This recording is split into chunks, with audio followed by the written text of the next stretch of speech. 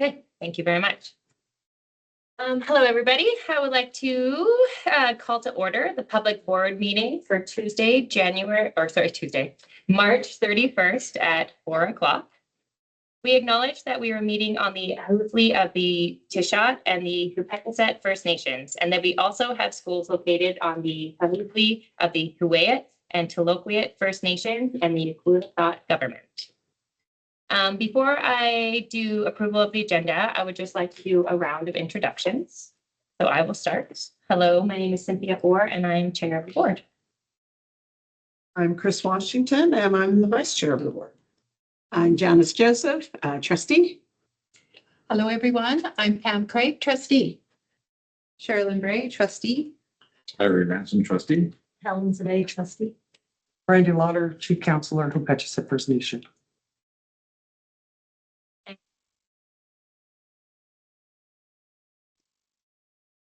Hello, everyone. I'm Asmanahai Antoine. I'm from Toquot Nation of Newton North Lands. I'm located in Musqueam, Tsleil-Waututh, and Squamish lands.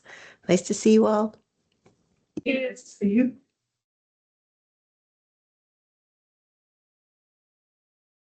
James.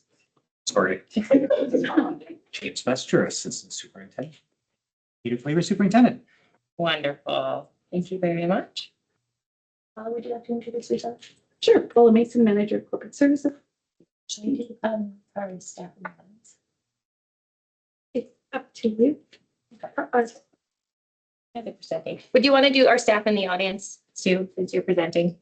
Oh, hello, everybody. I'm Michelle Bennett, director of instruction for inclusive education. Jocelyn Apple, I'm the Director of Instruction for Human Resources and Health and Safety. Jackie Stewart, financial advisor, supporting the board. Thank you very much, everyone. All right, moving on down to number 2, approval of the agenda. May I please get approval of? So moved, Craig. Thank you. Second, Bray. Second, Bray. And just to say, before it is amended, we are deleting 11.1 off the agenda.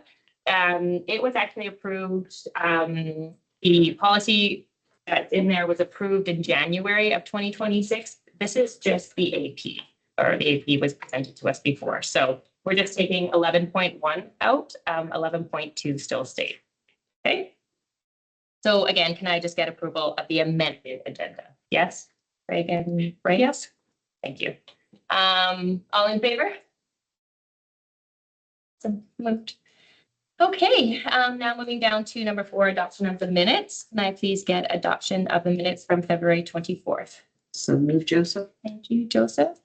Second, Bray. Second, Bray. Any comments or questions? Yes. Trustee Zane. Thank you, the chair.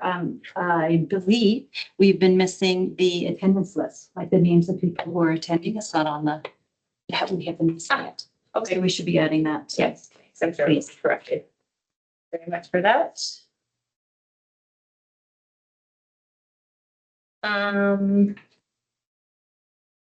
Yes, all in favor? Thank you very much. All right, moving down to number 5, announcements of the chair, and I do have one. I would like to take a moment to acknowledge the passing of Stella Peters, who served as a valued member of this board as a selective representative of the Huayet First Nations.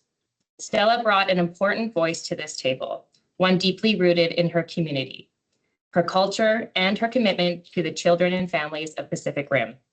We extend our sincere condolences to her family, to the Huayet First Nations, and to all who had the privilege of knowing her. She will be missed. And I would just like to do a moment of silence, please.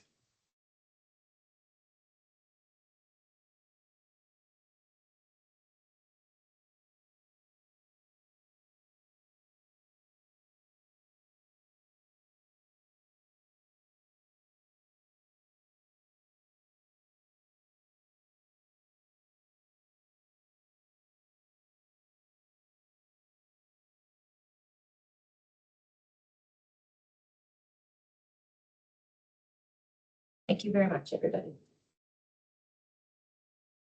On a happier note, I'm moving down to 6.1 student voice from John Howard Elementary School.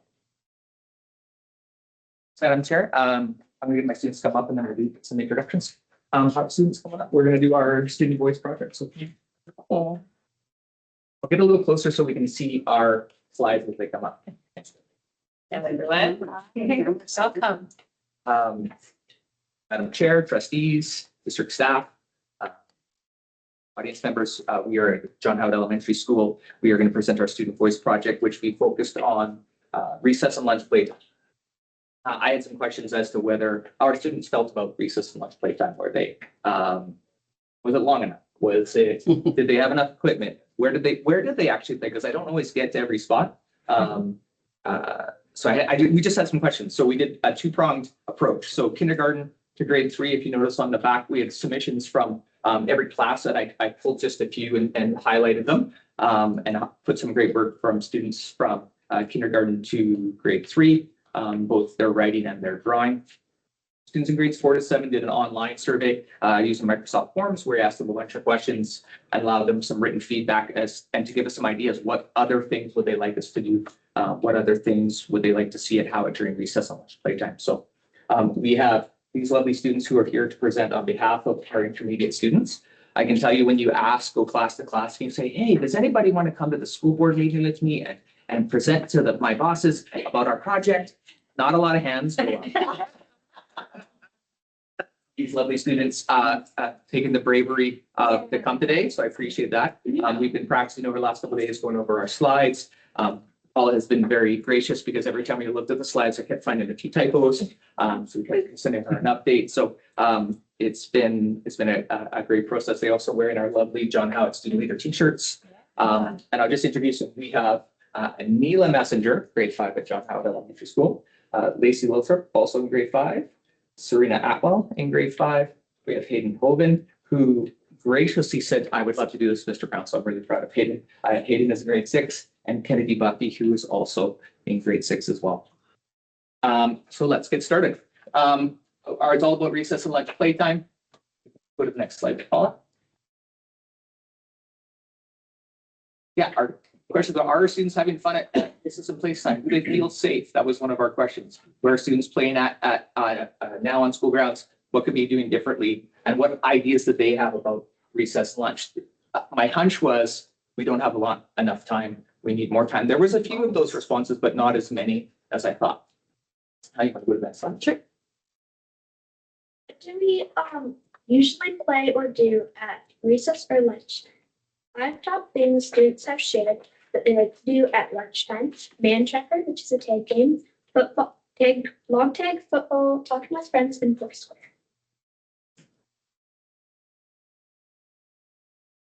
Enough time to play or relax at recess and lunch.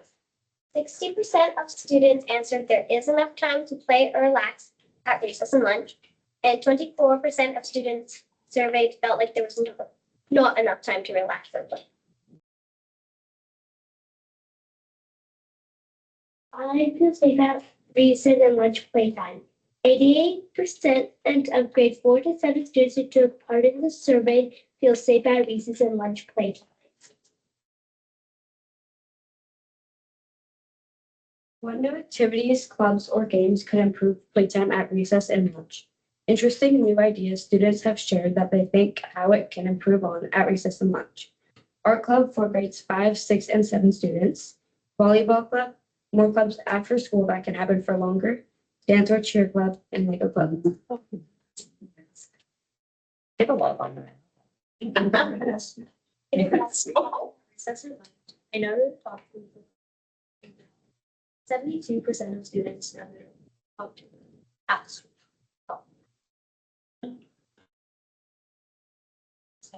I feel comfortable joining games or activities at recess and lunch playtime. 69% of students answered sometimes, and 15% of students answered often. So when we looked at this one, what we were talked about is we actually talked about it with the students.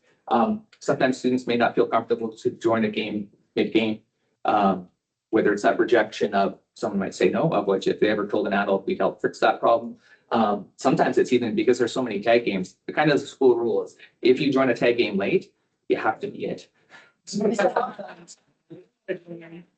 They don't want to be it. But it could also just be sometimes it's just that, you know, you have to go and ask, right? And so I thought, I would have actually not predicted that. I would have thought that everyone felt quite comfortable to do that. So I was actually kind of surprised by that, particularly with older students. I thought it was an interesting result. The school provides enough equipment at recess and lunch playtime. 52% of students surveyed agreed with this. 34% of students didn't care. New playground was the space that students used the most at recess and lunch playtime. Recess and lunch playtimes help regulation and help them go ready for this class. 45% of students said yes, it helps their self-regulation. 21% of students said sometimes. 30% of students said that they don't know if it helps their self-regulation. What if one wants to change the school could make to improve recess and lunch for students? Interesting student ideas. Swings, better cement, new playground for kindergarten and grass instead of rocks by the playground. And zip lines, being able to go to the front of the school instead of just the back. Volleyball nets outside and better places to sit and here.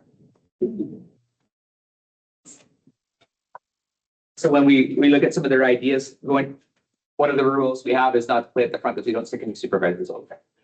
But there's guests coming and so it's like, that's actually one that might be possible. Sometimes depending on where we stagger our supervisors, we can make that happen. And it probably goes back to even, I hate to say the word COVID, but that was a play area when we were in COVID, was the little front by our flagpole. But there's places to sit, it's quieter. It's just interesting comment. That most likely came from some of our grade 7 students. So finding a way to have some supervisors out there to that, I thought it was interesting too. I don't know if the zip line is possible. There's some safety things about that, but volleyball nets outside, looks to be all kind of possible. So I'm going to think of next steps. Some of the other comments that we didn't put into the presentation, some things like, could we go in the gym on rainy days? Or there's some easy things that maybe you could look around, whether it's intramurals or having a supervisor. If you're supervising kids outside, but you take some kids inside to do something in the gym, is that possible at recess and lunch? Sometimes at recess, while it might not be as long process in the gym, we usually have a couple more supervisors at recess. So maybe it's a chance for me or another teacher on supervision to take kids into the gym. So, you know, the Green Park, we just invited our kindergarten friends to join the Green Park garden park, and it's gotten really busy. So that idea of playgrounds are still important. There wasn't a lot of top field if you looked at a lot of them, and I think there's some on the board, but I know in the primary areas, a lot of them go to top. But a bit about playing in the trees. There's a lot of wishes about being able to climb trees, tree forts, school pets, and those type of things. But, Great. we have a few things that we can action. There's a few things that these guys will benefit as they move into grade 6 and 7 next year. And I'm really proud of all the hard work they do. Thank you for hearing our student voice project. Thank you. Thank you.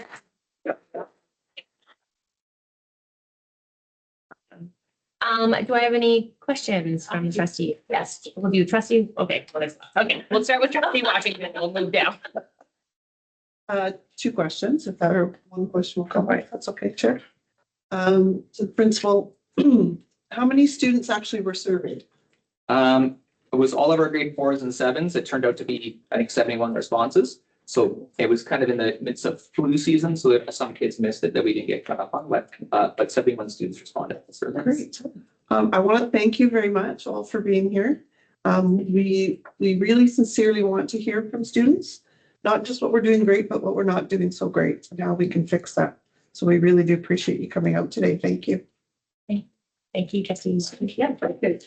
Thank you again, Mr. Brown, for bringing these students. This is what we want to hear. We want to hear student voice. And we want the students to know that you don't just come in here and give your voice and talk about it. We think about what you say too. So it doesn't just stop at you. So we hear you. We hear you, and then we'll have conversations about it too. Just so you kind of wonder, why are you here, right? We actually are listening to you. Thank you for coming. Thank you, trustee Joseph. Trustee Craig. Thank you so much. Thank you, students, and thank you, Mr. Brown, for working with the students to get them to come to here. This is so important. When you go back to school, please tell your other members of your school and your students there that it was so important to trustees to see you and hear you. And we will definitely think carefully of all those amazing suggestions. I think they're wonderful, and hopefully they will be implemented in some way at your school. So it was a very good job. So thank you very much for being here. Thank you, trustee Frank. Trustee Branch. Thank you, Chair. I was wondering if maybe one of the students didn't feel comfortable answering my question, Mr. Brownwood, but what exactly is a buddy bench? You need to go sit on the bench, and if you're lonely, a friend will come sit. Oh, Yeah, we used to have one, but then it, The rainy West Coast weather kind of. oh, it just kind of withered away and it hasn't been replaced. Or it's just a bench that you can sit sit down and watch and take a break from. Yeah, awesome. Well, thank you. You guys have all heard it a million times. I was a student of John Howitt from kindergarten to grade 6. And then my son was a student from kindergarten to grade 7. So I love John Howitt. It's such a great school. Yeah, thank you for coming. Thank you.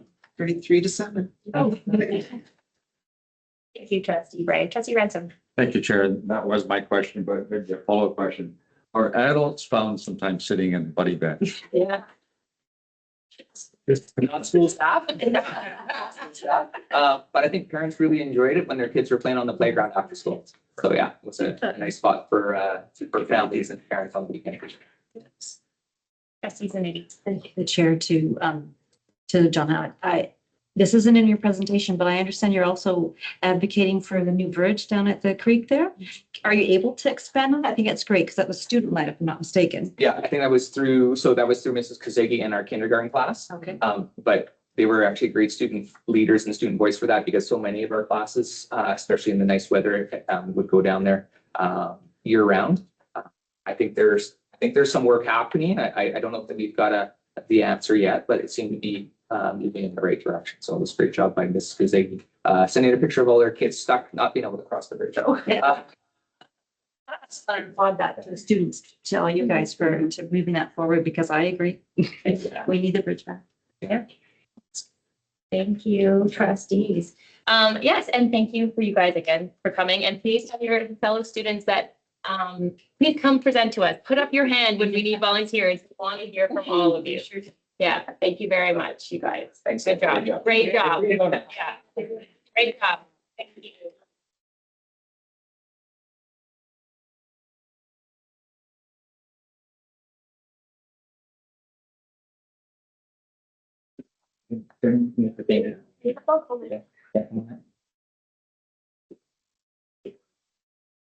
Thank you very much.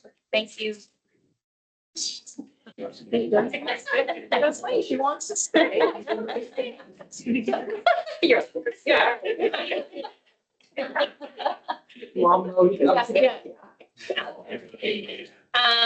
Okay, moving on down to number 7. We'll do trustee and selected representative statements, and we will start with trustee Joseph. Joseph, about this at 2026. Thank you. Through the chair, I had heard that because Pam and I, we were the two that went to Cowichan. And so I knew that there was some trustees that wanted to know like what was going on. So I know that Pam had sent a nice, you did the minutes Yes, I read the minutes of the meeting, which is Yeah. great to have. And so I just, you know me, I like pictures. So I'm visual. So I just sent a few pictures of how we were drummed into this new building and the longhouse that they've built there. And that's where we held our meeting. It was absolutely incredible what they've built in that school and having ambassadors, you know, from the school taking us through this 3-story building. It was incredible. It's an incredible school. And then going to see Nourish Cowichan, where it started. What was the lady's name again? Why can't I remember her name? Fatima, yes. She was lovely and she fed us and she's just like everybody's mom now. And so it was a really great trip. We had student voice the evening, so the students were able to chat with us as well. And it was just a really good trip. Really good trip. So I just wanted to send some visuals of the totem pole there. I took a picture of that was at the original school. And so the same artist who carved it and painted it is refreshing it in their longhouse, and it will be erected in the school. So it was, yeah. And if I can, and then Pam brought her blanket, and that was one of the gifts that the students gave to us as we were drummed into, and our necklaces. Yeah, that each had a little word on the back of them that were nice. Yeah, I'll speak to that too. They were very lovely. Each attendee received a handmade necklace. I just want to refer back to Janice. Thank you very much for talking about the students that presented student voice.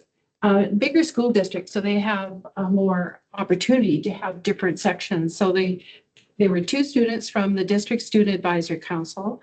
The Cowichan Tribe Student Advisory Group was there, as well as the Environmental and Climate Action Student Advisory. So it was a nice broad group of kids from different venues talking about what they thought about their school and about their education, and really, really appreciated it. I did get down a little bit early and did get in to see Wendy's house, which is very similar to what we had at one of our schools years back. It is really based for children play and an opportunity to come into the building. It was really 2 classrooms pulled together from one of the schools that had been closed.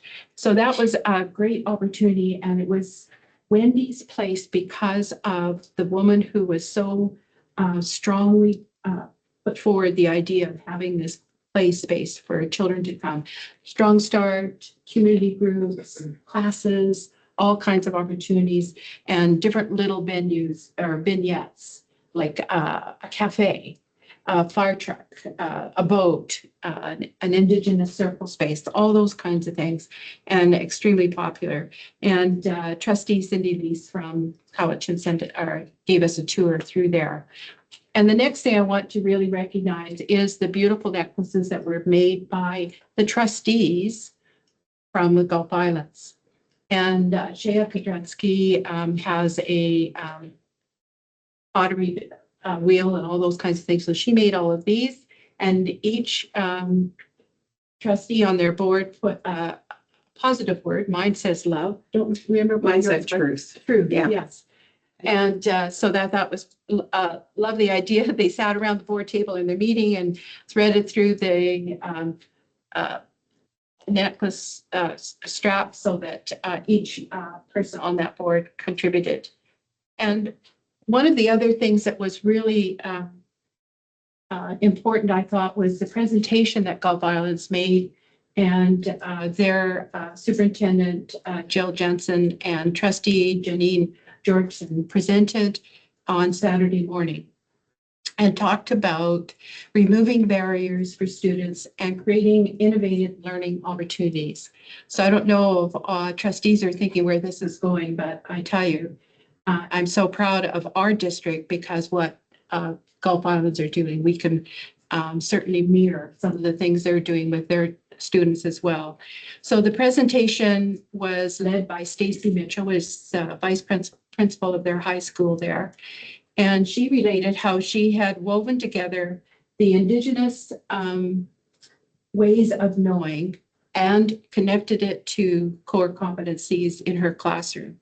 And of course, to me, that brings back to our Pacific Rivers approach and our land-based learning group.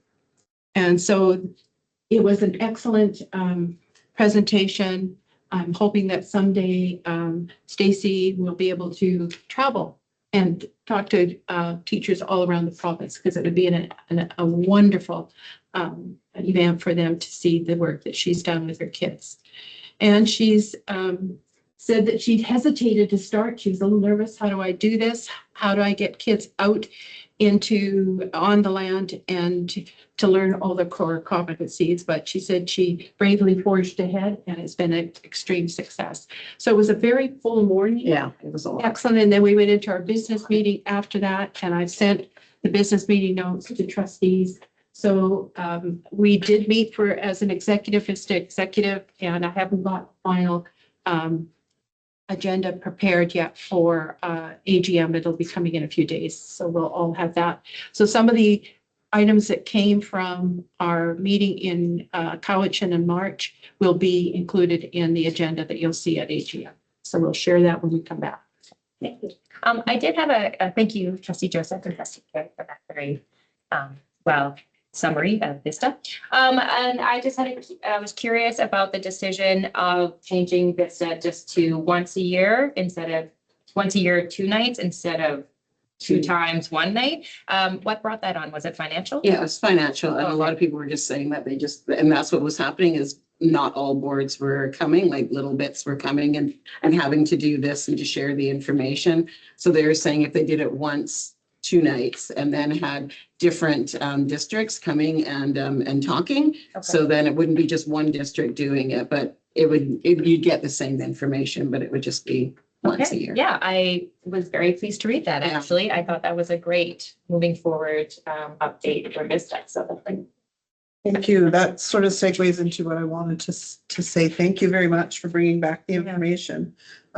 These events are very important. Mhm. And we used to be able to go as an entire group.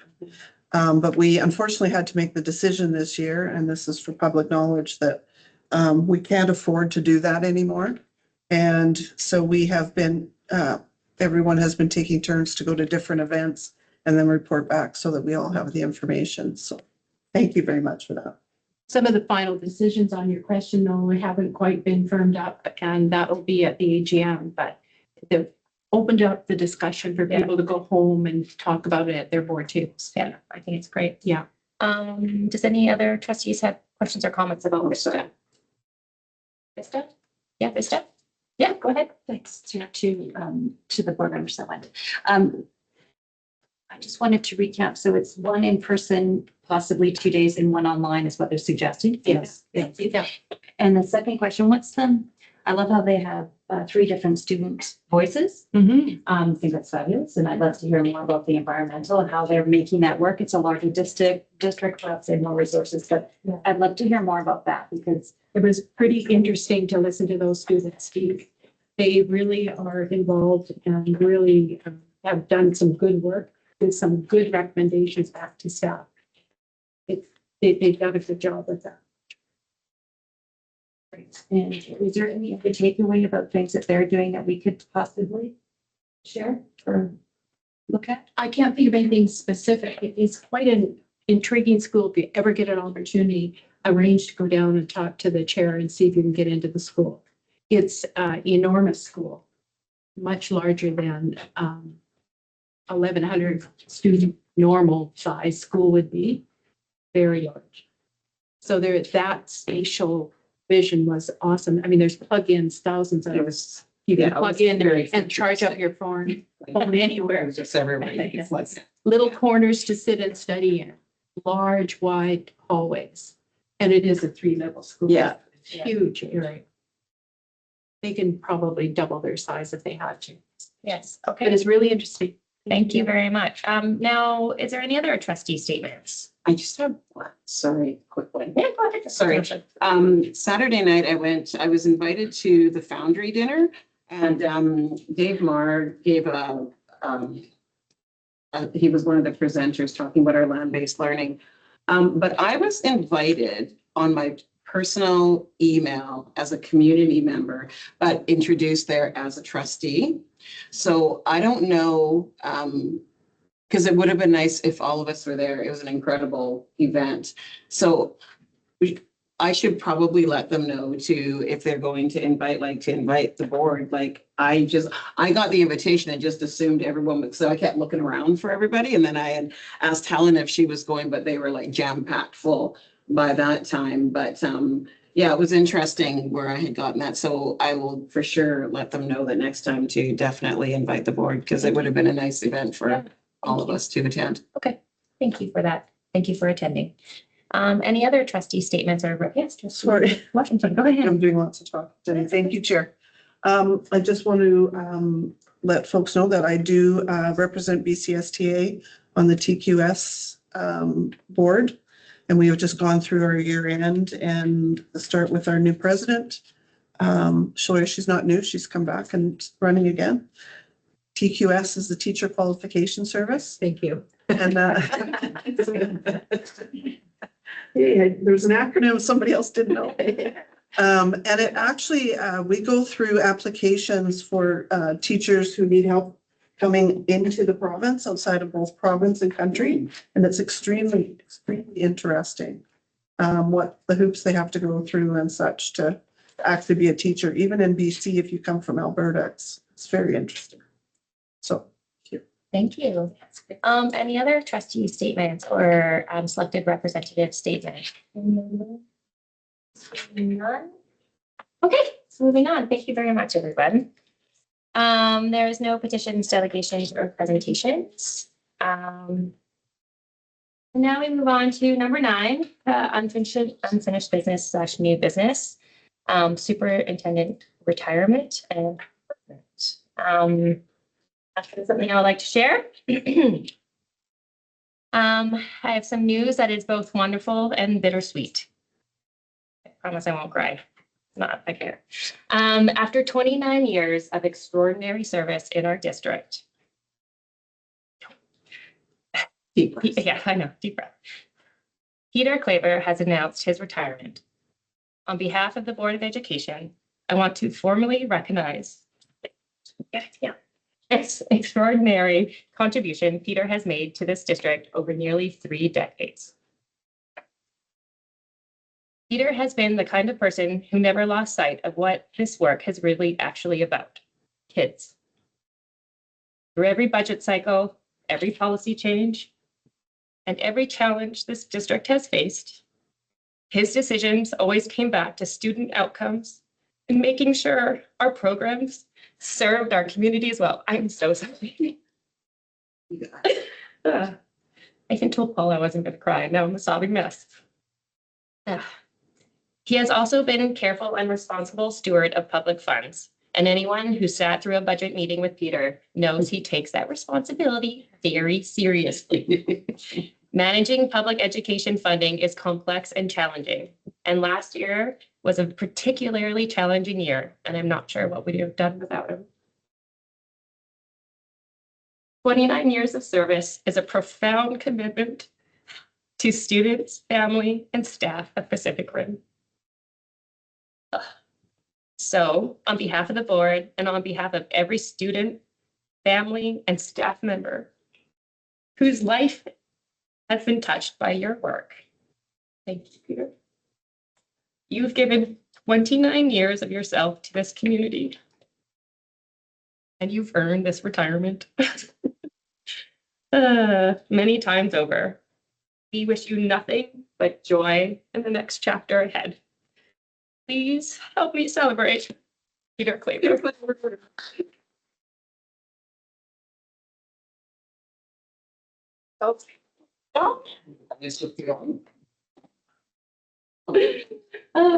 You're appreciated, Peter. Yes, sorry about that, you guys. I'm emotional. Okay. So, any comments or questions on that? I did say he couldn't retire, but He didn't listen. he didn't listen. Grateful for you, Peter. Yes, we're very excited for you. And 29 years, that's a, if you want to jump in and cry too, you can't. No pressure. But so moving on to recruitment, if you don't mind, I am pleased to take a moment this evening to introduce and welcome Scott Benwell, who's not here, but we had just a meeting with him previously, who has joined Pacific Rim School District as a recruitment advisor to lead the search for the next superintendent. Given the significance of that task, we were determined to find the right person to guide us through it. And in Scott, we are confident we have done exactly that. His career includes senior leadership roles as assistant superintendent with SD 78, Fraser Cascade, and superintendent with both SD 85, Vancouver Island North, and SD 64, Gulf Islands, where he led a 5-year transformation that improved student achievement and took the district from deficit to financially stable. He also spent 3 years with the Ministry of Education and Childcare working on the Equity in Action project and has since worked across the province on leadership and executive searches. Finding our next superintendent is one of the most important decisions this board will make. The superintendent sets the tone for our entire district. for our staff, our students, and our relationship with the communities we serve. We are committed to getting this right, and we are grateful to have someone with Scott's depth of experience, his understanding of rural and coastal school districts, and his proven track record to build strong, effective leadership teams to guide us through that process. We look forward to closely working with Scott's in the months ahead. Thank you. I cried through that one. Okay, any comments or questions on the recruitment advisor? Okay. Great. All right, moving down to staff reports 10.1, the letter to the Minister of Public Safety and Solicitor General, British Columbia. Thank you, to the chair.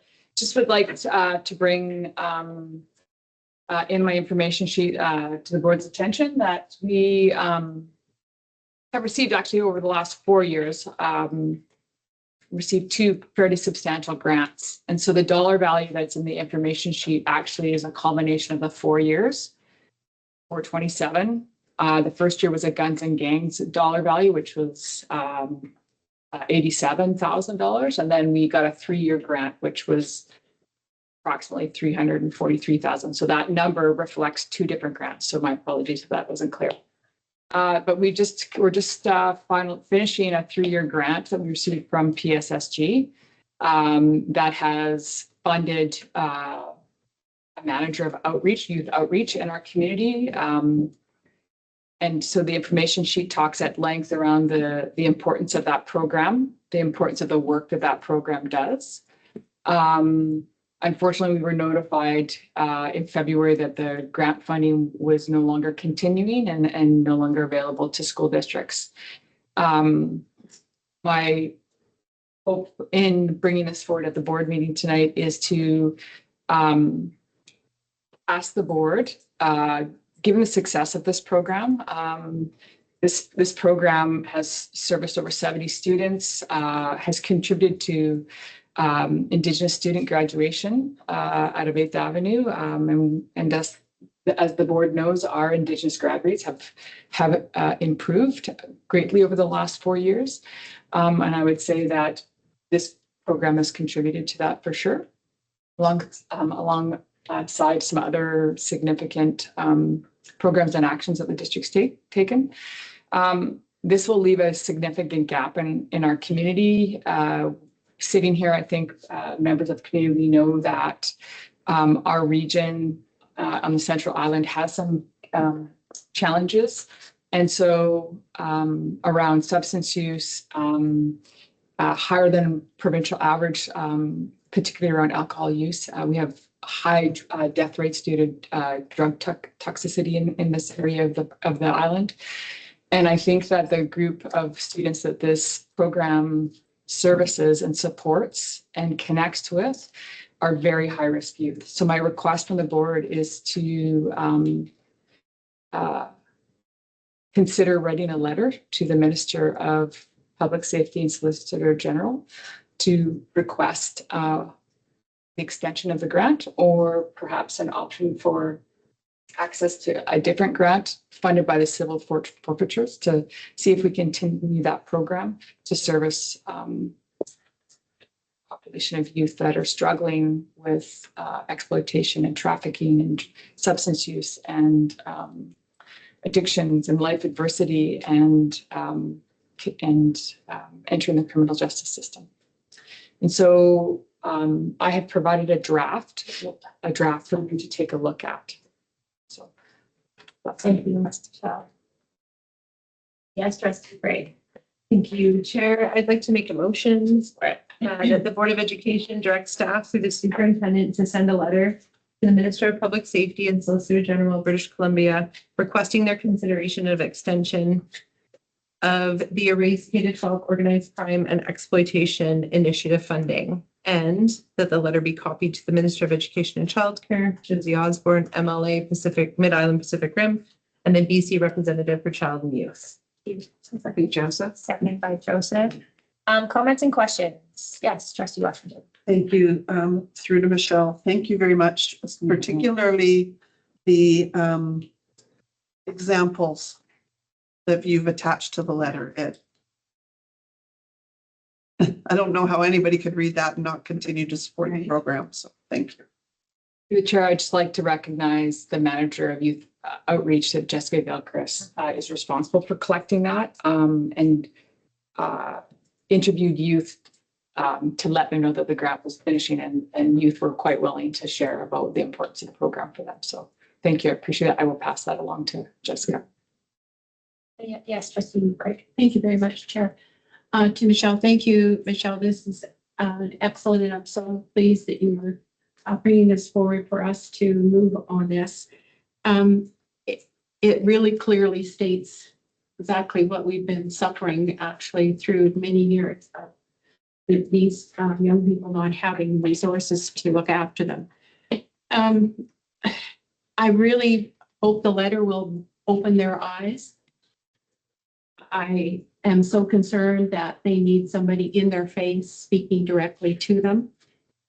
And I think if we don't hear back in any positive way, that's going to happen. We have to get in front of these individuals and actually talk directly to them. This one is directed to Nina Krieger, Ministry of Public Safety and so on. That I would hope, if we can't get response, that we could at least make that happen. So I'm going to watch very closely and see what kind of response we get to this, and bring that forward as soon as there is no response. Thank you. Thank you. Yes, trustee Zanetti. Sorry, thank you, the chair, to Director Bennett and Superintendent Claver.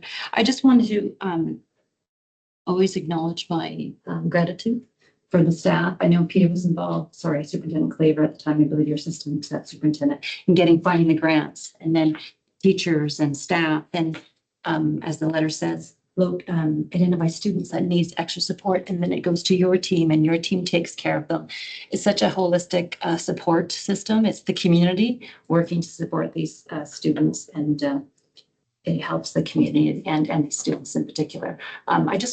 I'm always grateful, and I want to acknowledge it's a team effort and it's everyone's work, and the success of these few has an impact, I think, greater than sometimes we realize, and the amount of work that this takes and the money is significant, and it's worth it. And I hope the government, I mean, they already provided the grant, and I hope they'll continue to, and I'm not so sure that the district can afford anything if this doesn't come through, just to be quite realistic here.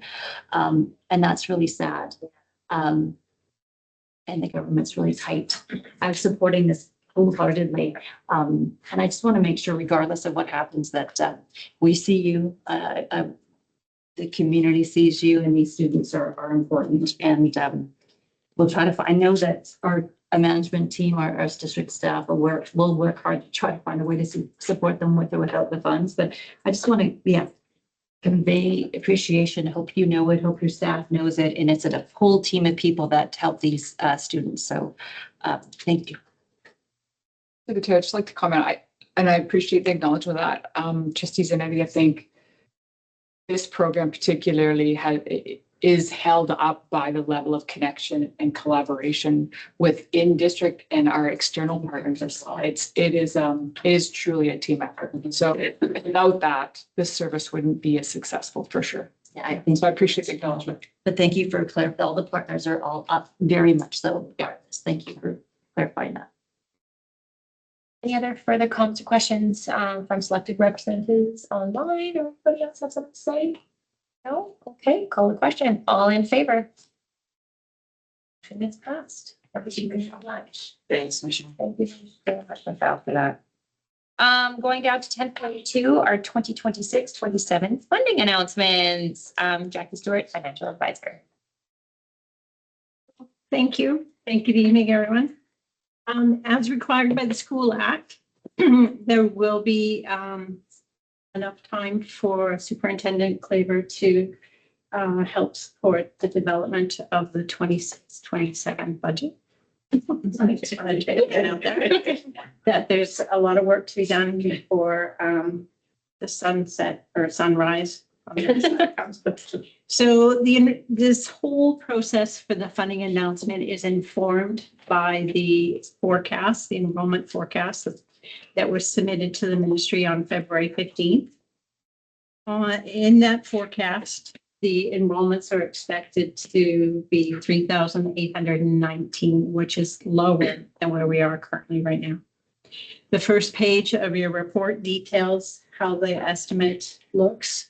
And I also made a comparison to the current year as well as the year prior. So you can see how we're steady for a couple of years and the significant decline of almost 120 full-time equivalent students. 75 of those students are attending the 8th Avenue Learning Center, and 45 of those students are estimated to be across all schools.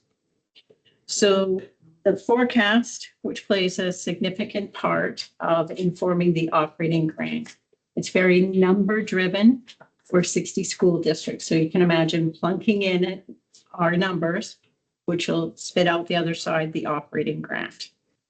And because there's an enrollment decline, the school district will benefit from funding protection. And so what that means is that we actually receive a little, about $750,000 more than my first estimate. So as I told Superintendent Claver, I'm always happy to be wrong. And this is a case of where I didn't see funding protection would be provided to the school district. So that's very good news.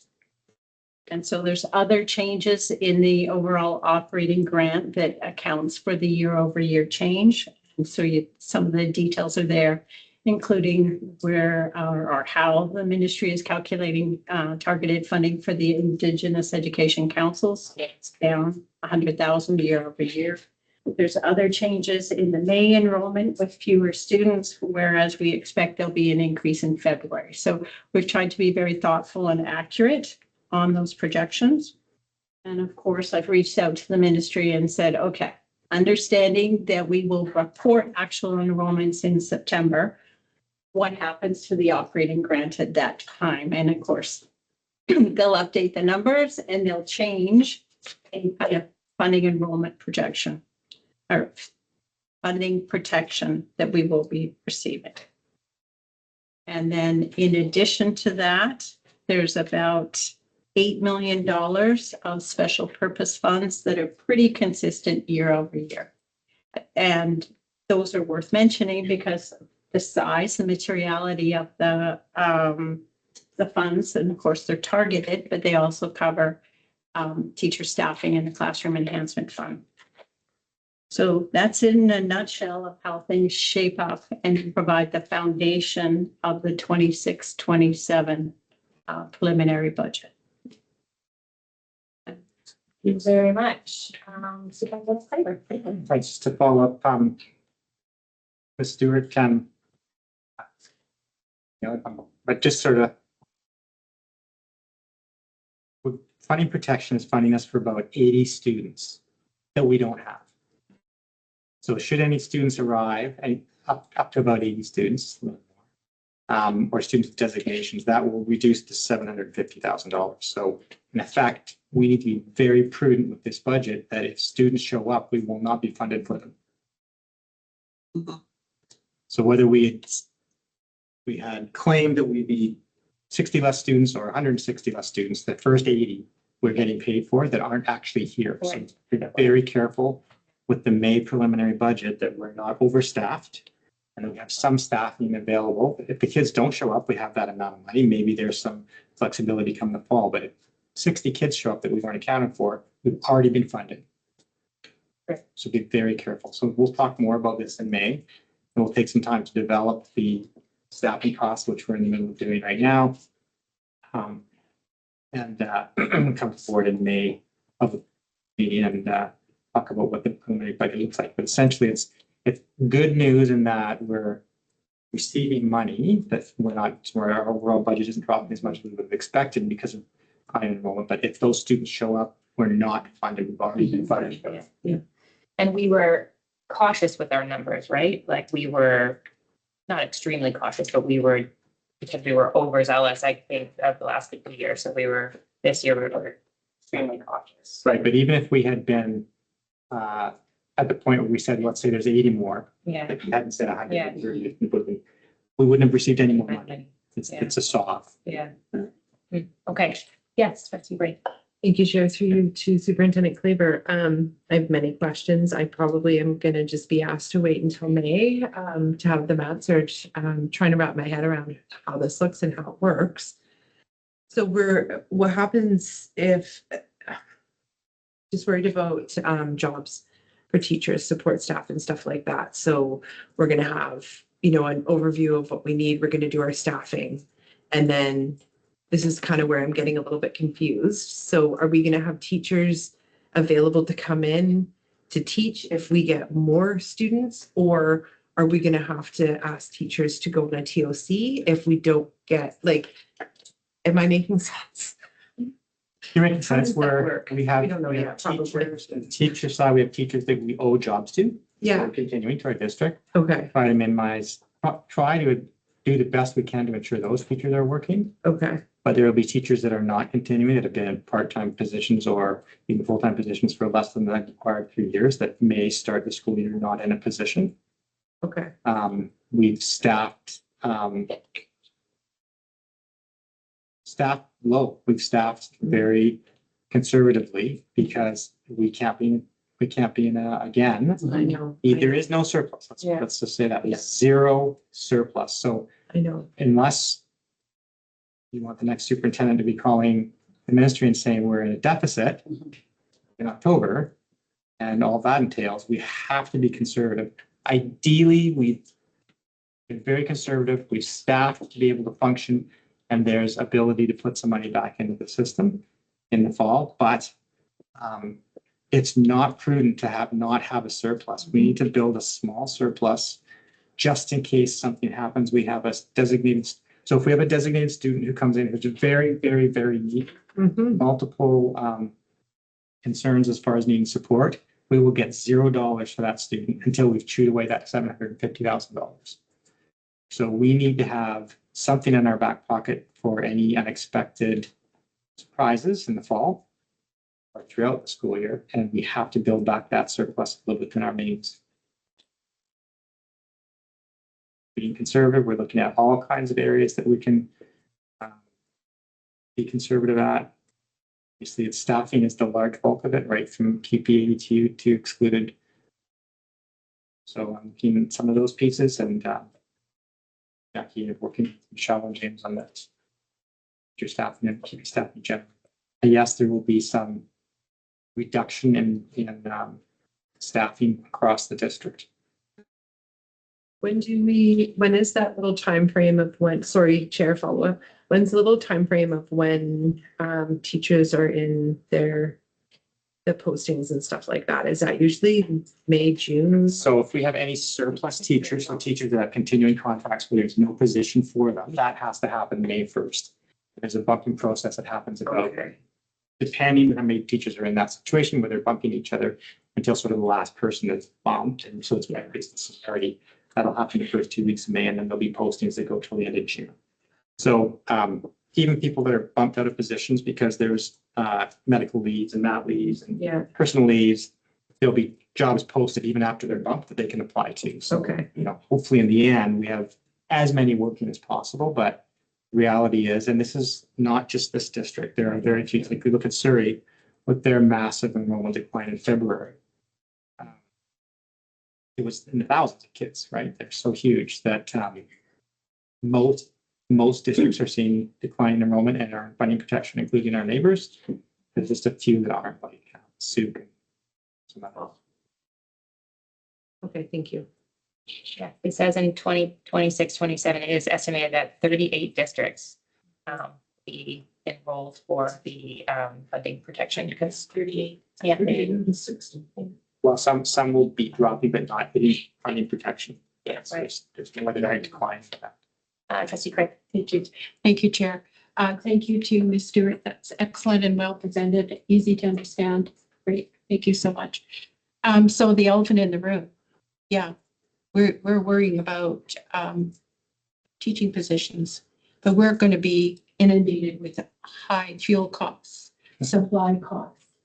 So that also has to be considered, which is pretty scary. And we used to talk about, oh, well, what if we get a 12-foot dump of snow? We're not even in that anymore. We always used to worry about that cost, but this is going to be an ongoing from now forward, actually. So it's just not a fun prospect going forward. And hopefully, certainly there will be some reduction in teaching staff, but those individuals are going to be hopefully available for other jobs as they arise. Through the chair, it's a good point. And Ms. Stewart and I were talking about sort of some of our fixed costs that we can't, and one of them is utilities. And we pay a lot of money in utilities, and I don't know what's going to happen with utilities given the state of the world at this point. So yeah. Gas prices are gonna affect everything. Yeah. Trustee Washington? Sorry, thank you. Through the chair, so Superintendent Claver, my apologies. So we're about to bring on a new ST, and she's gonna be here to start this process. I'm assuming that Ms. Stewart is gonna be continuing on with us to assist with that, is that correct? Stewart, be helping us get to the point that we need to get to. I mean, we're lucky that Ms. Pong is experienced in the public sector, and Stewart came from a different sector into education. She's well aware of how that transfer happens. So we have a good team, and we have a great advisor with us, and I get up to speed. Thank you. Go ahead. No, go ahead. Okay, thank you. Chair to staff. I always look at the numbers and I want to understand them, so I have some specific questions. Looking at the first page of the info sheet, talks about alternate schools, and it shows a decline of 52%. Is that due to our, trying to find the right word, our endeavor to increase Indigenous grad rates and having the bridge program and so on, or what, why is that look so large to me? Through the chair. The biggest portion of it is a larger graduating cohort than an incoming kindergarten cohort. Schools, alternate, specifically the alternate schools. Well, actually that speaks to the alternate schools as well. We have a large cohort of students graduating at 8th Avenue Learning Center. That's a lot of purposeful work with grad pathways and grad planning and a smaller incoming cohort of students. Now, we do have students move into the alternate school at different points in time through the year. But we are going to see a very large grad class for 8th Avenue, which is a good celebration. Yeah. I just have two more, if that's okay. Chair, one. Oh, yes, sir, go ahead. That's okay, thanks. On the second page, it talks about under total September funding enrollment, equity, last line, equity of opportunity. Can you refresh me on what that funding is about?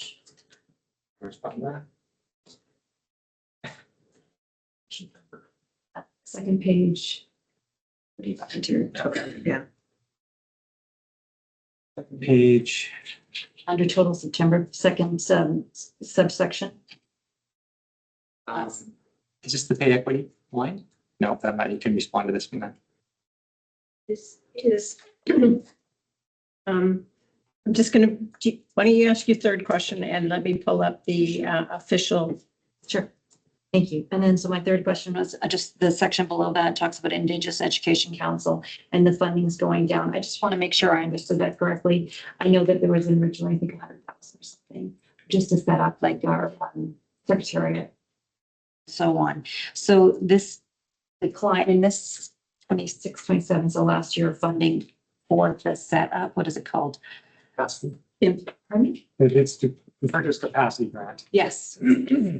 Yes, the formula they used has significantly decreased the amount available for the IEC. Okay, and that's for the capacity, that's for running and governing it and so on. So that's why that is going down every year. Okay, that's what I thought. I want to make sure I understood that. Thank you. So the equity of through the chair. Equity of opportunity supplement is for additional services to students, recognizing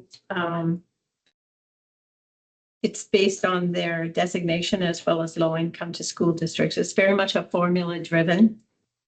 And so we're getting a share of it. So it's pretty consistent, I think, year over year, but it goes down this coming year. So it's not new.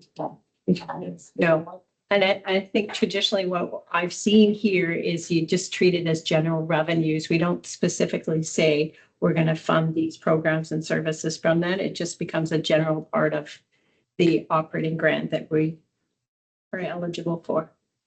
Elaborate a little bit on it. So it's part of that where we spend more on designated students or inclusive ed than we get money for. So thanks to Assistant Superintendent, but basically the ministry's description is it provides funding to districts to support additional services to students by recognizing children and youth in care, children and youth receiving non-clinical mental health supports, and low-income families in the school district.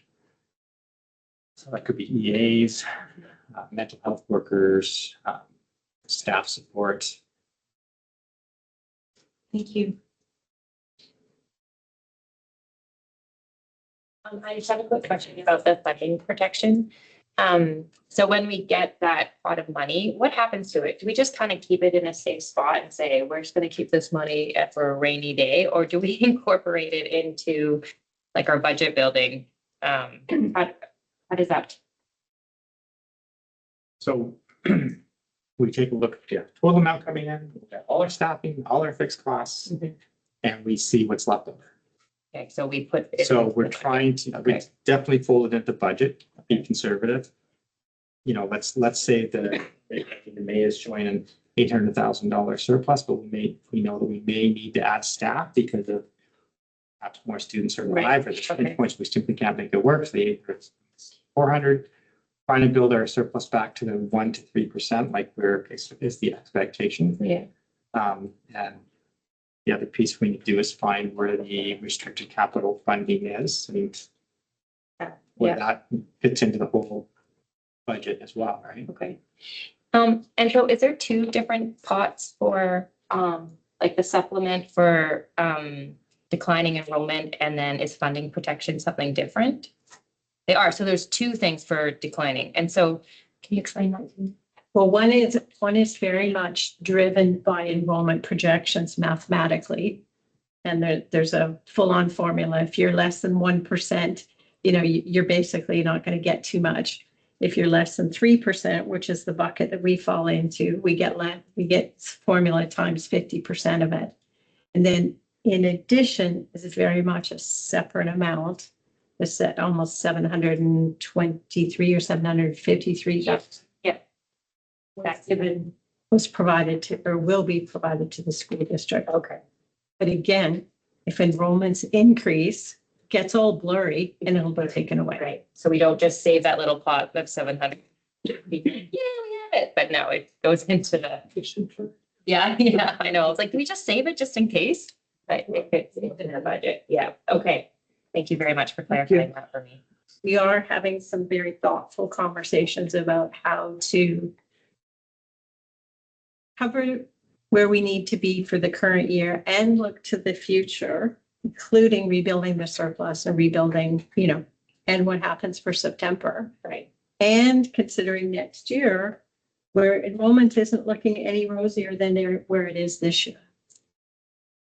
And so it's very multi-layered in terms of the different dimensions and how to manage it, because it is very real, as you already mentioned, in terms of 90% of our budget is salaries and benefits. Thank you very much. Any further comments or questions? Okay. Very much. We look forward to more budget talk.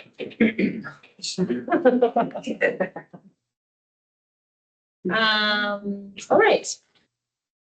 Moving on down to 10.3, school calendars. Assistant Superintendent James Messenger. Yeah, thank you very much. Information package is provided in the agenda. Just a point, boards are required to pass, according to the School Act, a school calendar each year. Wanted to bring to the attention that we had gone through a rigorous consultation process last year and passed a 3-year school calendar.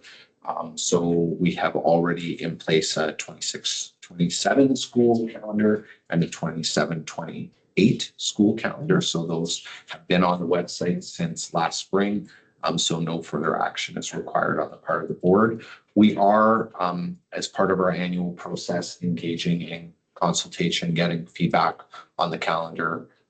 We've been to DPAC, we've discussed the calendar at the IAC, and engaging with QP and ADTU to inform that planning for next year. Great. Comments or questions on the school calendar? Yeah, go ahead. Through the chair, thank you to Assistant Superintendent Messenger. I want to make sure I'm clear on this. Do we have to have an ongoing rolling 3-year? So we now know? Through the chair, we don't have to. So we have 2 years now ahead. One of the suggestions and one of the reasons why we're seeking feedback now is that next year we have gotten positive feedback about having advanced year calendars. It helps with our planning, and all partner groups communicate that. So I would recommend that next year we look to reestablish a 3-year calendar. Thank you. Any further comments or questions on the school calendar? No? Okay, great. Yeah, as a planner, I like to see it ahead. And funny enough, our spring break was really early this year compared to a lot of other districts. I liked it how it was spread out, actually. It was actually really nice. It was, we were done and some other kids were still on spring break. It felt like spring break was all of March. It was great. Okay. Moving on down to 10.4. Ooh, turf field update. Back to you. Messenger. Yeah, I wanted to provide again an update regarding the turf field.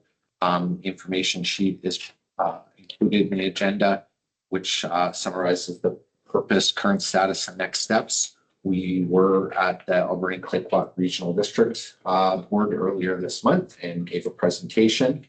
Overall, the response from the ACRD was collaborative and solution focused. They had some good suggestions and action items for our group.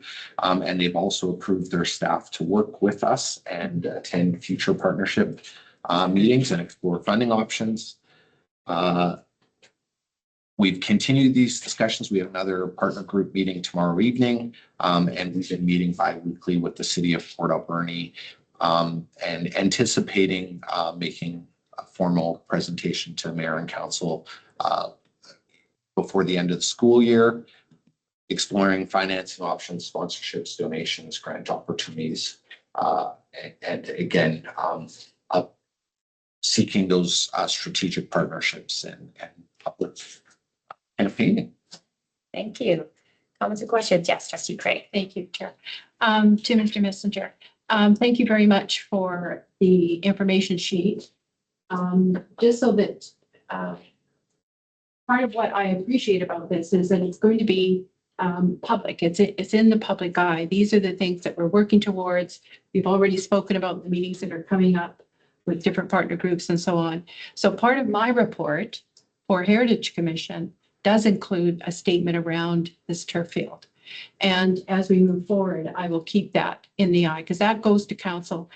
People who sit at that commission table are representative of various groups in the community and fully support the turf field and replacement and finding ways to do that. So thank you very much for doing this. And this will come to the board periodically as you have the information. Thank you. Thank you, through the chair. I just wanted to thank Assistant Superintendent Messenger, and of course, Director Taylor for the excellent presentation that they prepared to the ACRD. I felt the same way you did walking away from the meeting, that it was super positive, with the caveat that everything that they hope to be able to do or look forward to doing is not something short term. So I think that in the fall, we need to really look at perhaps limiting use to schools only, perhaps a little earlier than we anticipated, which was the November meeting, only because I know that soccer actually starts in the fall and then actually goes through till April. So if we cut it off in November, that may be an issue for the Soccer Association. I'm not certain. But I would like us to discuss that further at that point.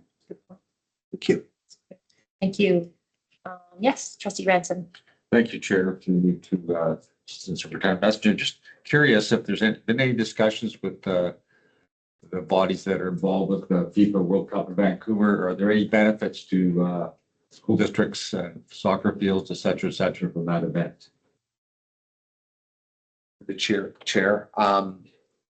there is, as I think many know, a group in the community exploring opportunities to possibly leverage the both the funding, but also the highlight of the FIFA World Cup. I actually have had some communications regarding a potential event in the community around that, and I think it's still being discussed and planned. So as I learn more, I will make sure I bring that back to the board for updates. Thank you. Trustees and Nick. The chair to Assistant Superintendent Messenger. 2 questions. April 1st is at ADSS. It's partners and public. Is that correct? We're through the chair. It is a partner meeting. We have talked about it with DPAC, and we've talked about it with the group about opening up to other partnerships. It's not at this point a public awareness meeting and I think that is something that we have discussed in that group. How might we broaden engagement and involvement with the public around this initiative? But that is not the intention of the meeting tomorrow evening. I thought I read somewhere it was public. So it's just partner groups and DPAC, parents, or? Through the chair, at the DPAC meeting last week, I gave an update regarding this and just put the invitation out there that the PACs and DPAC could look to be involved and extended that invitation. I had no confirmation whether they would or would not, but I know one of the recommendations from the ACRD and the discussion was, how are we involving our parent groups to advocate on the behalf of their children and beneficiaries of that resource. So, but it's more of a user group, partner group meeting. Okay, one more question. On the info sheet, it mentions sponsorship, donations, and grants. Grants and funding opportunities have been identified. And they're accessible through the partner groups, working to align them with applications, blah, blah, blah. Sorry. And what are these promising? Are they large grants? Could you have any further information you can share? Through the chair, in response, we've given a whole, we've identified all the grants that we've done research for and see available to possibly fund community projects like this. That has been shared widely with the partner groups.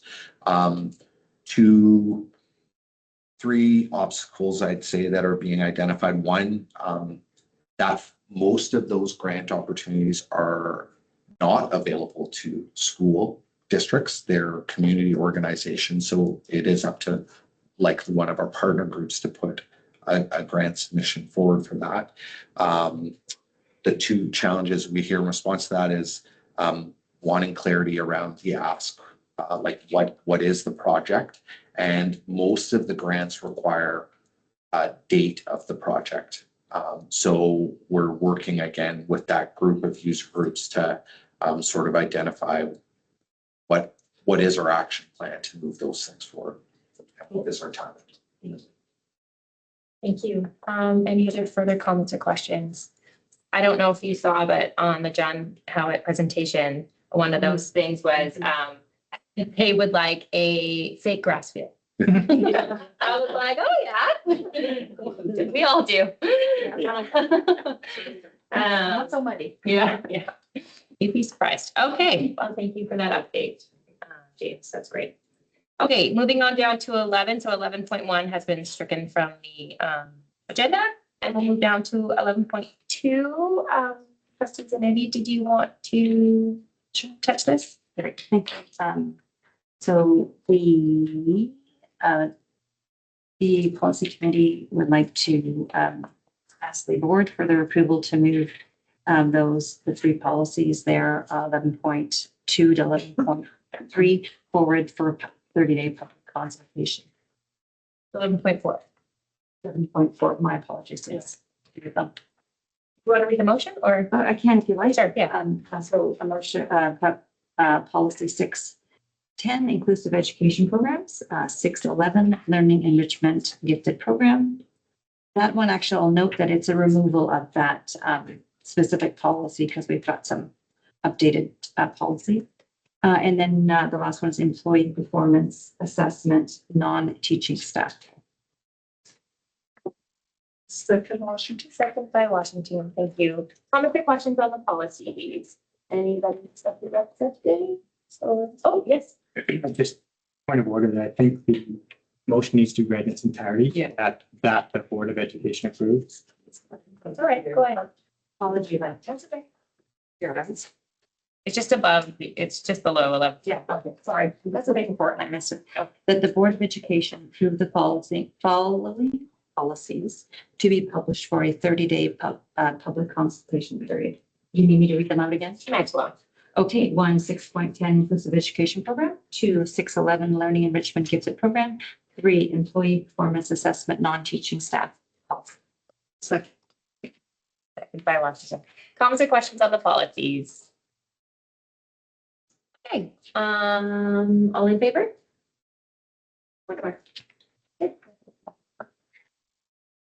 Yay. We have no notices of motion. And I will go down to 13.1 correspondence. The headlight glare survey. Trustee Ransom, did you want to speak to this or should I just let everyone know about the survey? If you'd like I to. think if I may, Madam Chair, Go ahead. it's an item that came across my attention because it's something that I find personally is very intrusive, and that's headlight glare on highways, and I also thought of it as a student safety and a staff safety point of view, like for our buses, et cetera, early morning, et cetera, whether or not people want to engage in survey, which is attached to the agenda here, Transportation Safety Board, and provide input into their experiences with headlight glare. And it's a big problem nowadays with lots of headlights are a lot brighter than they used to be. And something I think people need to be consider for student and staff safety and personal safety. So I'd like to urge people to take the survey and provide their feedback and look forward. Thank you very much. And the survey is attached, like Trustee Retson said, to the agenda, and we encourage everyone to please fill out the survey. Okay, moving down to correspondence. For information, the ACRD is doing a lot of development or changing. I kind of went through them all. Does anybody have any comments or questions on any of these? There is quite a lot of going on. Oh, yes. Just a note for the board that staff have reviewed each of the referral packages and don't have any comments as far as impacts directly to the school district. Perfect. Thank you very much for that update. Okay. And no comments, questions. Great. Moving on. 15, BCA Provincial Council synopsis. Any comments or questions on that? Seeing none. And then we have the City Alberta Traffic Advisory Committee minutes. Any comments or questions on those minutes? No. Okay, great. Moving on down to 17, audience question period. Thanks, Madam Chair. Just a couple of quick questions through you, perhaps first to Advisor Jackie. The total September funded enrollment, there's a line item there for what looks like $362,000 and change under enrollment decline. Is that separate from funding protection? Specific to alternate or not alternate inclusive ed funding? Am I allowed to turn around and just dance? Please, if you don't mind. You go. Last meeting, it's for meeting. Yeah. So it's, the 300,000 is driven by enrollments. It's the straight up mathematical formula. And then the second piece is to make the school district whole year over, relatively whole for that period of time. I treat the two numbers together because they're both related. And that's where we talked about, planning for the future and the enrollment. It's still funding protection, whether you got there from this piece or that piece. The end result is it's related to enrollment. And if enrollment as Superintendent Claver says, goes up, we jeopardize what both of those numbers would be impacted. So follow-up question, Madam Chair. So the 362,000 and the 748-ish are numbers that needed to be added together. Should the enrollment increase and or special ed designations increase within the district? Would that be my sort of rudimentary understanding of that? I think that's fair. Yeah. Because they're both being driven from the same purpose, for the same related, which is enrollment is expected to be down 120 students, which is about 3%. So, and I don't get an opportunity to say this very often, so maybe Peter might have been right in his. Good